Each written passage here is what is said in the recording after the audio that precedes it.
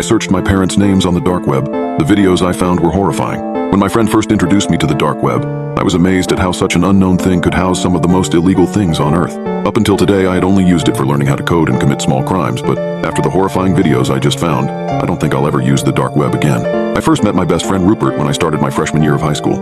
My parents had moved us to a new town and I had no friends. We moved because they were paranoid after our neighbor was found murdered in his home. I thought this was weird, moving across the country over that, but I let it go. The reason Rupert and I became friends so quickly was because we both had a shared interest in the internet and everything it had to offer.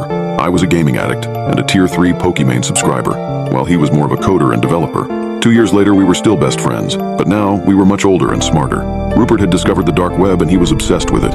He pretty much spent every hour of the day on it, searching through anything you could imagine. There was nothing wrong with this, but one search he made was the biggest mistake of his entire life. I remember waking up to dozens of text messages from him one morning.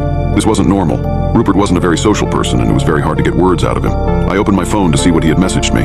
"Dude, Jack, you have to come over right now, this is important. Jack, please wake up. This is urgent. Where are you?" These were only some of the messages, but the rest were very similar, with them all being urgent, and that I needed to go to his house immediately. My parents were both at work still, so I went over to Rupert's house. When I arrived, there were 4 cop cars parked in front of his house, and there were dozens of people in news vans standing out front. I made my way through the crowd, and Rupert's mother told the police to let me inside. I could see tears rolling down her cheeks as she opened the door. "What's going on, Mrs. Gonzalez?" I asked. "Rupert's missing," she said as she started crying. My heart sank. How could this happen? He had just texted me earlier that morning. That was when it hit me.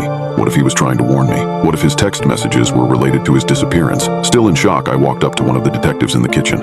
"Is Rupert going to be okay?" I asked. "Of course he is. He's going to be just fine. We're going to find him very soon." One of the detectives responded. Something about that response was off. It was like I knew he was wrong. Deep down, I had this slight feeling that I wasn't going to see him ever again. I remembered the text messages, however, and pulled out my phone to show it to the detective. "He texted me this morning. What if this has something to do with him going missing?" I said swiftly.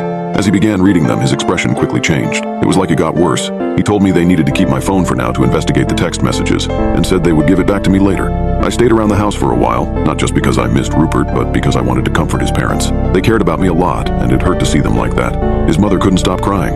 Eventually, however, I went into Rupert's room to see if I could find anything that might give a clue about why he went missing.